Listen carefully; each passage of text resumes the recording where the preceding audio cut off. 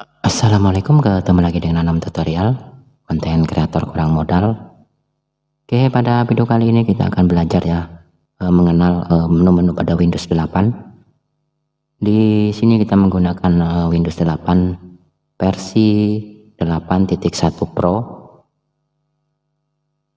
Dan untuk Windowsnya sudah diaktifasi ya, sekalipun sudah diaktifasi secara paksa, tidak menggunakan lisensi ya, namun kita menggunakan aplikasi. Sebenarnya cara ini tidak diperbolehkan ya menurut agama dan negara, namun sekali lagi karena kita konten kreator kurang modal, akhirnya kita terpaksa melakukannya ya. Oke. Iya. Nah, yang pertama ya akan kita perkenalkan, jika cursor kita letakkan pada bagian pojok kanan, maka akan muncul menu seperti ini ya. Bisa kalian lihat di sini ada 5 menu, mulai dari setting, device, kemudian start, share, dan ses. Ini adalah menu pencarian ya. Kita bisa mencari apa di sini. Misalkan di sini kita ingin mencari menu kalkulator, tinggal kita ketikkan saja kalkulator, maka akan muncul. Ini juga ada dengan inisial yang sama, kalender ya. Oke. Kemudian untuk bagian bawahnya ya, yaitu share. Ini adalah untuk berbagi ya. Kita bisa berbagi melalui email atau OneNote. Mungkin juga kita bisa menggunakan Bluetooth ya untuk berbagi. Oke, kemudian di sini ada menu start. Menu start tentu saja sama ya dengan menu start yang ada di pojok kiri bawah. Nah, bisa kalian lihat ya. Namun untuk klik kanannya tidak muncul ya di bagian start yang ini. Jika kita klik kanan tidak terjadi apa-apa. Nah, jika kita klik kiri maka kita akan masuk ke menu aplikasi seperti ini ya. Kemudian yang kedua, yang keempat, di sini ada menu device. Nah, bisa kalian lihat di sini. Di sini ada play ya untuk memainkan multimedia, kemudian ada print, menu print ya untuk print tentunya jika kita memiliki printer, namun di sini kita tidak memiliki printer. Di sini ada project. Project adalah jika kita ingin menghubungkan layar Android ke PC ini ya melalui menu project ini bisa.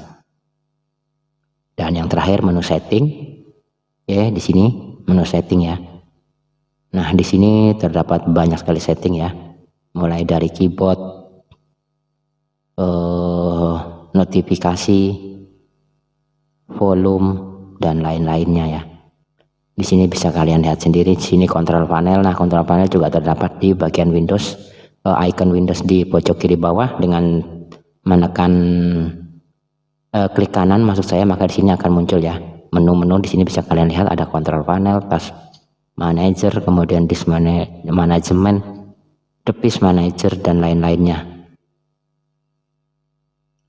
Kemudian setelah di sini juga terdapat personalize. Personalize itu sama saja dengan jika kita klik kanan. Nah, di sini juga terdapat ya personalize.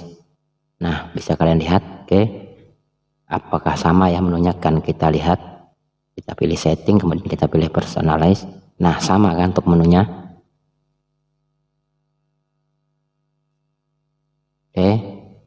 Kemudian di bagian icon Windows pada bagian pojok kiri bawah ya, atau biasa disebut menu start. Jika kita klik kiri maka akan muncul menu seperti ini ya. Dan di sini terdapat panah ke arah bawah ya. Jika kita klik maka di sini akan terlihat ya semua aplikasi yang terinstall di laptop ini ya. Nah, bisa dilihat di sini untuk aplikasi yang sudah terinstall di laptop ini. Nah, untuk keluar dari menu ini kita cukup tekan lagi untuk menu Windowsnya ya, maka dia akan keluar. Kemudian jika icon Windows kita klik kanan, maka akan muncul tampilan seperti ini. Di sini juga banyak ya settingan-settingan yang bisa kita pilih, mulai dari desktop, shutdown, runs, pencarian, file explorer, control panel, task manager, command prompt, komputer management, disk management, network connection, device manager, sistem, event, power, dan lain-lainnya ya. Nah, di sini terdapat juga menu run ya. Menu run sama saja ya, ini sebentar. Menu run itu seperti ini. Nah, untuk mengakses menu run lebih cepat kita bisa menekan tombol Windows plus R, maka akan muncul menu run juga ya. Kemudian file explorer ini adalah tuku file-file yang tersimpan di laptop kita ya. Di sini kita menggunakan 2 buah hard disk dengan kapasitas 1 terabyte ya. Ini hard disk internal, kemudian yang ini adalah hard disk eksternal ya. Saya menggunakan enclosure karena sayang ya saya jika harus melepas untuk DVD-ROM-nya, karena DVD-ROM dari laptop ini masih berfungsi dengan normal ya.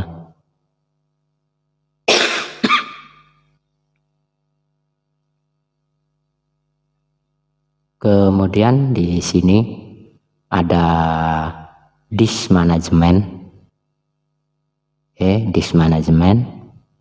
Nah, disk management itu seperti ini ya menunya. Sebentar, kita tunggu. Nah, masih loading. Nah, ini adalah disk management ya. Di sini kita bisa melihat partisi-partisi pada hard disk yang kita gunakan. Di sini hard disk 0 saya adalah sebesar 500 GB, kemudian untuk disk satunya juga sama ya 500 GB. Jadi total dari hard disk yang saya gunakan adalah 1 terabyte. Untuk mengakses disk management kita juga bisa melalui disk PC ya. Caranya klik kanan, kemudian milih manage. Kita tunggu lagi ya loading sebentar, kemudian di sini kita pilih disk management. Maka arahnya sama ya, hanya berbeda cara masuknya saja ya. Oke, lanjut. Di sini juga bisa kalian lihat ya, ada power option di sini. Power option di sini ya, kita bisa melakukan setting power option. Nah, untuk masuk ke power option itu ada 2 cara juga ya. Kita bisa melalui icon baterai yang ada di pojok kanan bawah. Kita klik kanan, kemudian kita pilih power option. Maka sama ya, untuk arah atau tujuannya sama-sama masuk ke menu seperti ini. Oke, kemudian device management. Device manager ya. Device manager adalah menu di mana kita bisa melihat ya driver-driver yang terinstall di laptop kita. Apa itu driver? Driver adalah bagian pendukung. Misalkan di sini terdapat driver keyboard, driver mouse. Jika pada bagian driver ini, pada bagian menu ini tidak ada drivernya, maka secara otomatis ya untuk keyboard atau mouse ini tidak akan berfungsi dikarenakan drivernya terhapus atau yang lain-lainnya.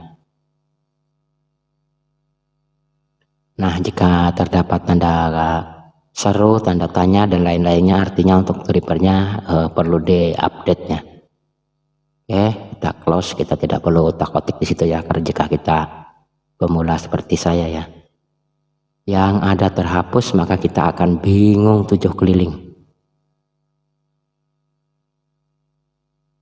Oke, kemudian di sini komputer manajemen. Oke, ini komputer manajemen sama ya dengan disk manajemen.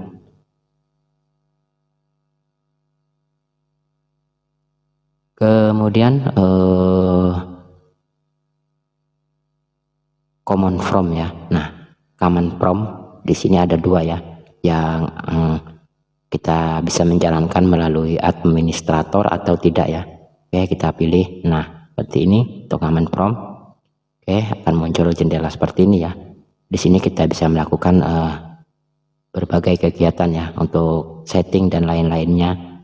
Semisal di sini kita ingin melihat untuk kapasitas hard disk atau partisi hard disk yang kita gunakan berjenis MBR atau GPT, bisa di sini kita ketik disk path. Oke, kita enter. Kita tunggu. Nah, jika sudah muncul seperti ini, kita ketik lagi di sini list spasi disk, kita enter.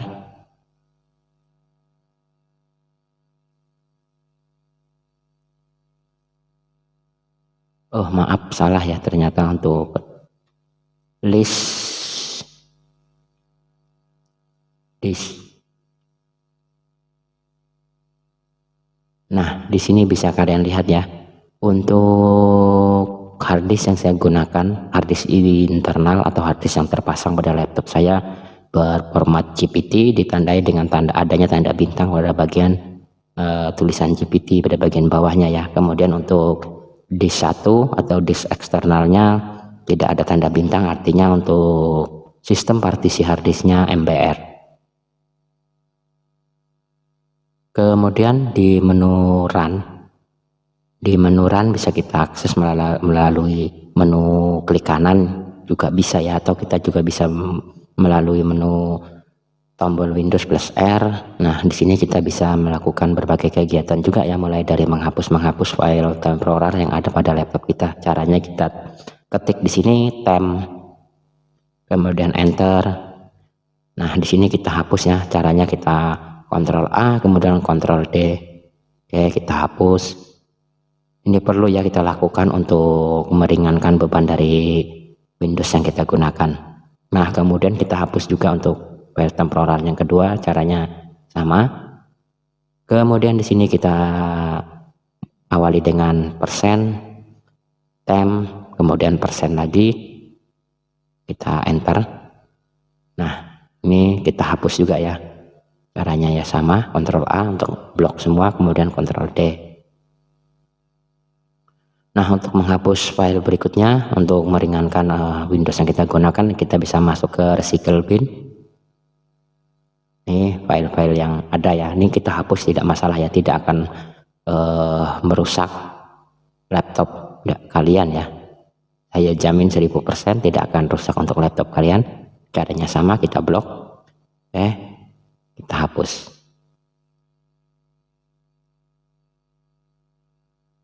Ya, yang terakhir kita bisa menekan lagi Windows plus R, kemudian di sini kita ketikkan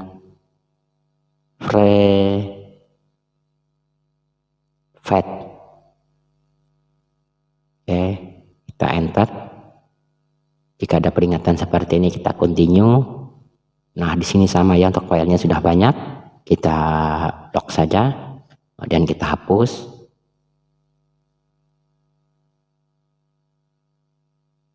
Oke. Ini perlu rutin ya kita lakukan agar Windows yang kita gunakan tidak berat untuk loadingnya dan yang lain-lainnya. Oke, mungkin itu saja ya pembahasan kita pada video kali ini, karena terlalu panjang untuk videonya ya, untuk durasinya. Mungkin nanti jika ada pertanyaan silahkan tulis di kolom komentar. Jika ada kritik dan saran juga silahkan tulis di kolom komentar. Jika video kita kali ini bermanfaat, silahkan bantu tekan like, subscribe, dan komen video. Ketemu lagi di video-video berikutnya dengan pembahasan-pembahasan lainnya. Assalamualaikum warahmatullahi wabarakatuh.